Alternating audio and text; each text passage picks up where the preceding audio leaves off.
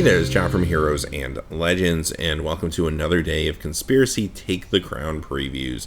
So at this point, we've pretty much seen the whole set. We do have a few more cards to look at, and there will be a few more revealed tomorrow for the full set reveal. But at this point, we have a pretty good grasp on what's going on in this set, and it looks pretty amazing. Now, if you didn't get a chance to see any of the streams yesterday, or if you weren't aware, there were 7 stores across the globe that were able to do a special conspiracy draft yesterday. Some of them streamed, some of them just put cards out on social media, but because of that, we got a good look at the set. As a matter of fact, yesterday's video, we looked at 134 cards, which was insane. So today we only have 9 to look at, so we'll spend some time even on the reprints this time around, but for the most part, we'll look at the new cards first, jump into the last few reprints, and then tomorrow we'll be back with the beginning of the full set review. We'll look at all the white cards and some of the multicolor cards. We'll do that every day until we get through the set, and that will take us through Saturday.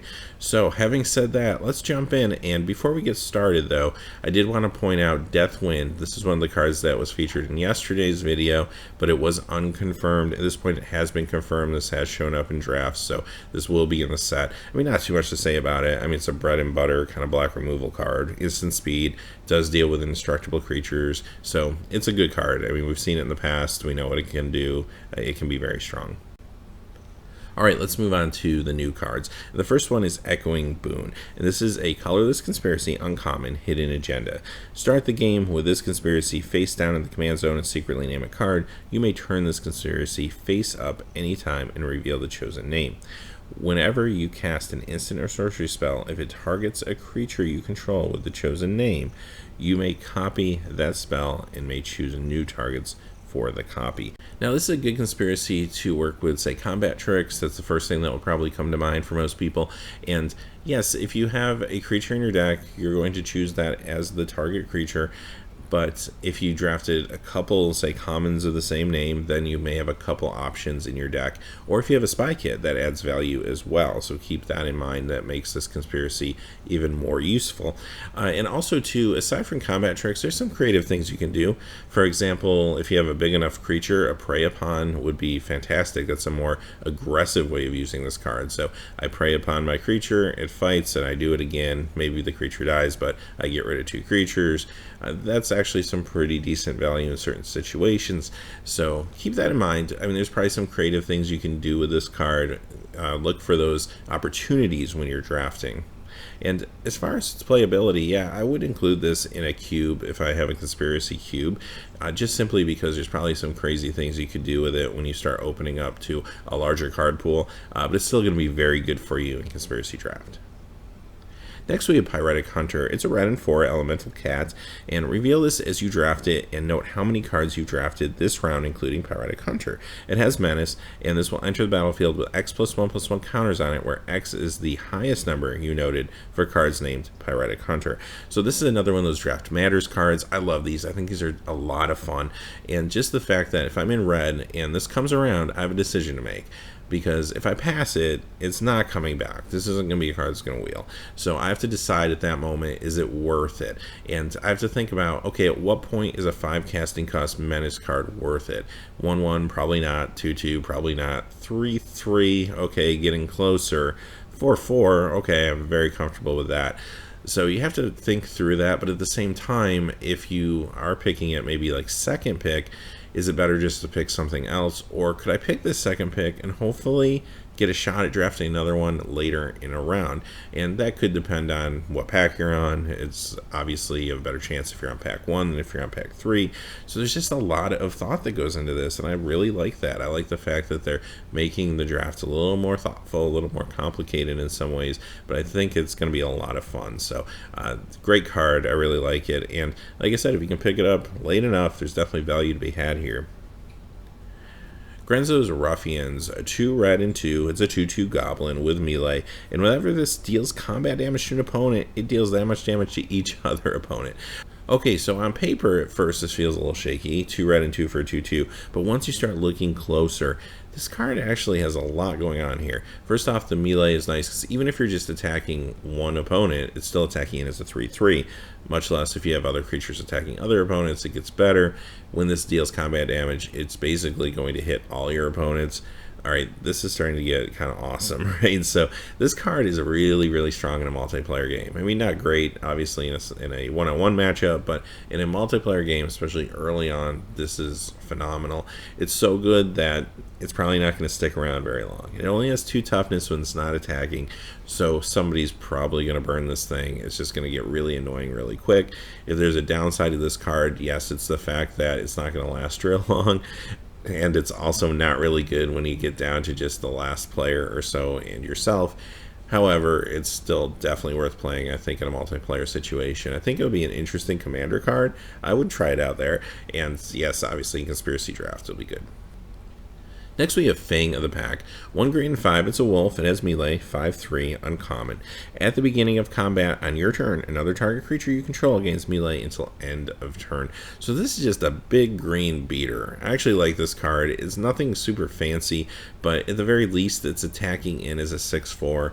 For 6 mana, I feel pretty good about that. And the fact that also, if I am attacking other creatures, it's bigger, and another one of my creatures also gets melee until end of turn. If nothing else, it's a +1/+1 bonus when attacking. Yeah, I'm pretty happy paying 6, and there's nothing really to say about this card beyond that. It's just going to get in there and do some work. Alright, next is Selvala Stampede, and this is probably my favorite card of the day. 2 green and 4, it's a sorcery rare, counts as Dilemma. Starting with you, each player votes for wild or free. Reveal cards from the top of your library until you reveal a creature card for each wild vote. Put those creature cards onto the battlefield, then shuffle the rest into your library. You may put a permanent card from your hand onto the battlefield for each free vote. Now, obviously, another card that gets better when there's more players around, but even if it's just a one-on-one matchup, there's still value to be had here. Now, granted, it helps if you have some cards in your hand, because your opponent could always pick free if you have no cards in your hand and you top deck this or something. But you are still able to pick wild, which means you're at least getting a creature out of it. Hopefully you have a chance to hit something big. Now, at that point, even if you get a smaller creature, it might not be a bad thing, because maybe it was down a few cards in your deck under a few lands or something. So it just guarantees you some action and helps you get maybe back into the game, or helps you continue to pull ahead. Now, needless to say, if you have more players on the battlefield and you have more cards in your hand, this becomes that much better. Just the fact that if anyone picks free, you're able to just plop down permanents. It's not creatures, mind you. The free vote lets you put down permanents. So even if you're just holding lands or something, I mean, there's something you can do and put down. And secondly, if people pick wild, you're going to be able to start digging through your deck for more creatures. It's just kind of a win-win situation. This will be phenomenal in Commander. This will be great in a lot of cubes, and obviously good for you in the Conspiracy Draft. As far as Legacy Vintage goes and formats like that, there are some other cheaper ways to do things like this, so I don't really think it's needed in those formats, but it's still a very good card. Alright, let's move on to the reprints for today. First one is Gang of Devils, 1 red and 5. It's a 3/3 devil. When this dies, it deals 3 damage divided as you choose among 1, 2, or 3 target creatures and or players. So nothing too exciting here. This was a card that in the past hasn't been one of my favorites, but I do think it's a little bit better in a multiplayer situation, because you put this down and players just may not want the hassle of attacking you and having to deal with this thing dying and potentially their creatures taking direct damage. So it is kind of a way to protect yourself, more so than in a single player game where the opponent just has to deal with it. They don't have another option to attack somebody else, right? So it's probably a little better in Conspiracy, or maybe even in Commander, than it would be when it has been released before and you played it in like a one-on-one sealed or draft situation. But having said that, there's maybe better things you could be doing in your deck. I mean, paying 6 for a 3/3, even though that ability when it dies is not bad at all, it's just not super exciting to me. But yeah, there's going to be times it will make your cut and you'll be fine with it, especially if you're trying to slow down the game a little bit and protect yourself. But there may be other cards that you're going to include before this one. Next we have Hurly-Burly, 1 red and 1. It's a sorcery, choose 1. It either deals 1 damage to each creature without flying, or 1 damage to each creature with flying. This was printed back in Lorwyn. I wasn't super impressed with it back then. Again, it's probably a little better in a multiplayer situation, but this is a little awkward, because normally I would say this is a card you could sideboard in if your opponent has some 1 toughness creatures, but in a multiplayer situation, you're not going to sideboard and play a second game. You're just playing the one game. Granted, you have a better chance of getting getting targets because you have more players sitting at the table. But yeah, I guess until I actually draft this and sit down and play some games, well, I know how good this card is and how many 1 toughness creatures really are going to feel relevant to the board state. Right now, I don't know, on paper it just doesn't feel super great to me, but this is a card I would like to see in action in the limited format first. So I won't say at this point, without seeing the complete set, that it won't be good, but I really don't see myself using this over a lot of the other things. There's some great red cards it's competing with. Next we have Stone Shock Giant, 2 red and 3, and it's a 5/4 giant, has monstrosity 3 for 2 red and 6. When this becomes monstrous, creatures without flying your opponent's control can't block this turn. So again, another just big beater. It's a 5/4 for 5. I like those stats. I'm very happy with that. And later in the game, this thing gets a +3/+3. And at least one turn maybe can get in for a little bit of damage against somebody. Yeah, I like it. I think it's good enough to run most of the time for sure.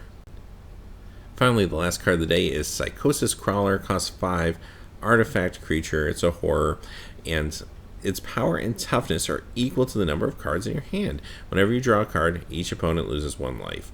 This is a card that I've actually have seen play a little bit in Commander. It's better, obviously, in a multiplayer situation like Conspiracy Draft or a Cube, but it's also a card that's still good one-on-one, especially if you have some ways to draw cards and keep your hand pretty stocked. Now, if I don't have a lot of ways to draw extra cards in my deck, it might not make my cut at 5 mana. It's a decent card, but there may be better things at that point. But if I have some cards like Divination or something in my deck, yeah, there's probably enough value there to run it. And having said that, those are the cards for today. So this has been a lot of fun previewing these cards. I'm very impressed with this set. There's some amazing reprints. There's just great art direction and design. A lot of things that are new that we haven't seen before. I've been very, very impressed with this set overall. Can't wait to try it out and play it. And tomorrow we'll begin our full set review. So like I said, tune in tomorrow to see all the white cards, some of the multicolor cards. We'll talk about the different archetypes that they fit into. And we'll do that every day this week up through Saturday as we make our way through the entire set. So if you haven't yet subscribed, definitely a good time to do so. So hey, as always, thanks for watching. Please remember to like and subscribe, and have a great day. Hey, thanks as always for watching. This video, like all my videos, was made possible by the generous support of viewers like you on Patreon. Even a donation of $1 helps me to keep growing this community and creating better quality content for all of you. Check out our Patreon page for exclusive giveaways and future goals for the channel. If you haven't yet had a chance to subscribe, hit that subscribe button so you don't miss any of the MTG news, spoilers, set reviews, product openings, or finance videos on Heroes and Legends. Talk to you again soon, and have a great day.